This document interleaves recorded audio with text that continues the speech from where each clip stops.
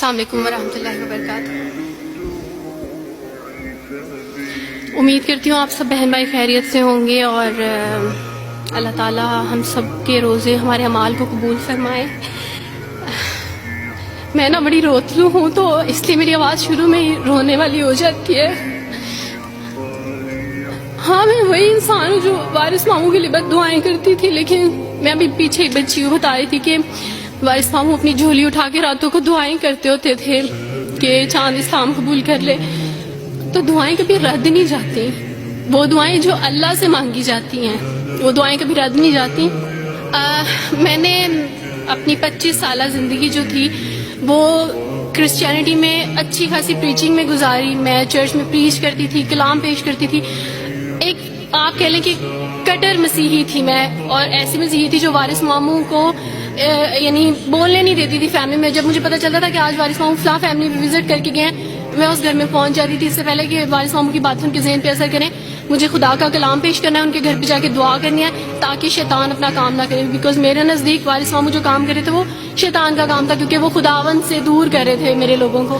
تو میں اس فیملی میں پہنچ جاتی تھی، اپنے لوگوں کو چاہتی تھی کہ وہ خداوند کے ساتھ جڑے رہیں، وہ کبھی خداوند کا انکار نہ کریں، وہ یسوع مسیح کا انکار نہ کریں۔ یہ سب میری یعنی میں آپ کہہ لیں کہ ایک اسٹرانگ ورک کرتی تھی۔ مجھے اس چیز کا ڈر رہتا تھا کہ وارث ماموں کی وجہ سے اب مزید لوگ اسلام قبول نہ کریں، لیکن کیا پتا تھا کہ اللہ تعالیٰ مجھے ہی دائرہ اسلام میں لے آئیں گے اور میں ہی وہ شخص بنوں گی جو اسلام قبول کرے گی۔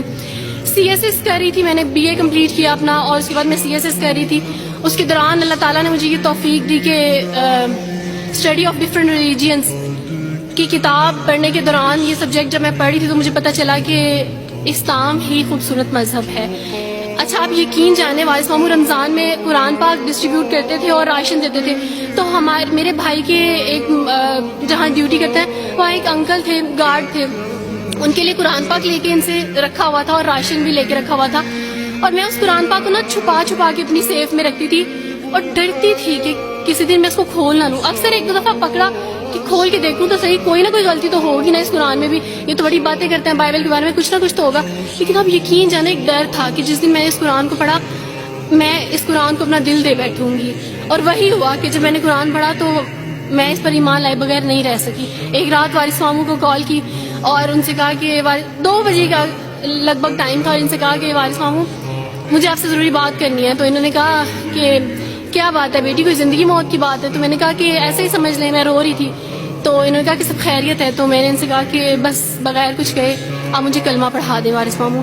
اور وارث ماموں اور میں بالکل خاموش تھے، یعنی وارث ماموں کہتے ہیں کہ اس وقت مجھے لگا کہ جیسے میرا دل پھٹ جائے گا، مجھے یقین نہیں آ رہا تھا اپنے کانوں پہ کہ وہ جو سب سے بڑی رکاوٹ تھی وہ مجھے خود کہہ گیا کہ مجھے کلمہ پڑھا دیں۔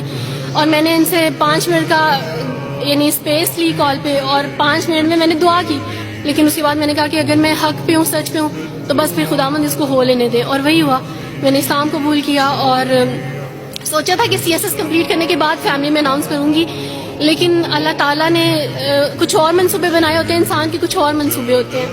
آپ یقین جانے میری فیملی کو جلدی پتہ چل گیا۔ ایک رات میرے بابا نے وارث ماموں کو گھر بلایا اور ان سے کہا کہ ہم چاند کی شادی کرنا چاہتے ہیں، آپ اس سے پوچھ دیں کہ اگر کسی کو پسند کرتے ہو تو ہم اس کی شادی اس سے کر دیں، ہم جو ہے نا وہ اس کی مرضی کے خلاف نہیں جائیں گے۔ تو میں نے ان سے کہا کہ آپ ایسا نہیں کر پائیں گے۔ انہوں نے کہا کہ نہیں ہم کر سکتے ہیں۔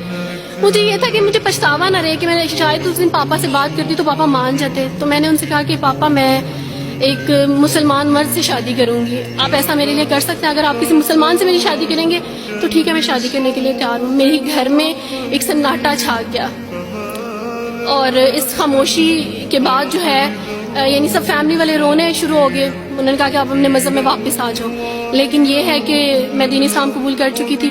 آپ یقین جانے جس طرح لوگ مختلف ہیں اسی طرح ان کے مسائل بھی مختلف ہیں۔ مجھے مینٹلی بے انتہا ٹارچر کیا گیا، مینٹلی مجھے یعنی اس چیز کا احساس دلوایا گیا کہ ماما پاپا روتے ہیں۔ میرے پاپا نے آپ یقین جانے خود کو پھانسی لگانے کی کوشش کی میری آنکھوں کے سامنے، میری ماما نے خود پہ پیٹرول ڈال دیا اور خود کو جلانے کی کوشش کی میری آنکھوں کے سامنے، اور میں اپنے روم میں بیٹھی یہ کہتی تھی کہ اللہ اگر میں حق پہ ہوں نا تو میری فیملی کو کچھ نہیں ہونا چاہیے۔ پھر بہرحال مجھے میری فیملی سے نکال دیا گیا، یہ اس ڈر سے کہ میری وجہ سے دوسرے بہن بھائی بھی اس راہ پہ نہ چلے جائیں، اور وارث ماموں کو بلا کے مجھے گھر بھیج دیا گیا، ان کے گھر بھیج دیا گیا۔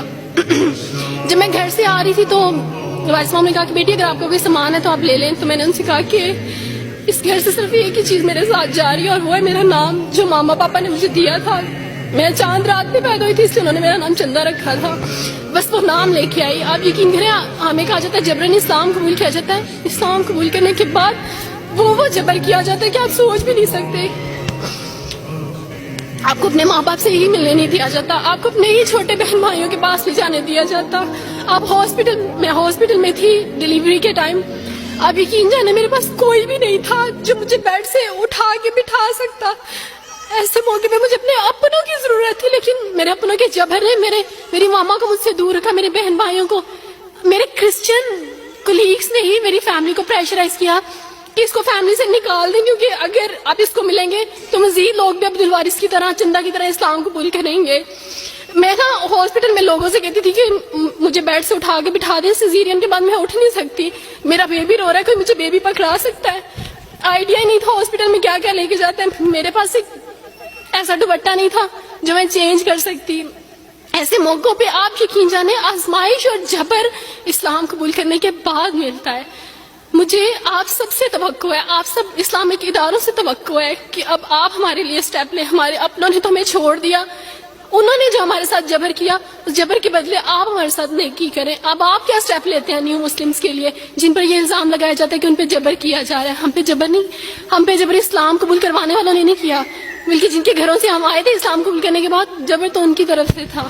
اچھا سر کبھی کٹے بیٹھ کے روئیں گے.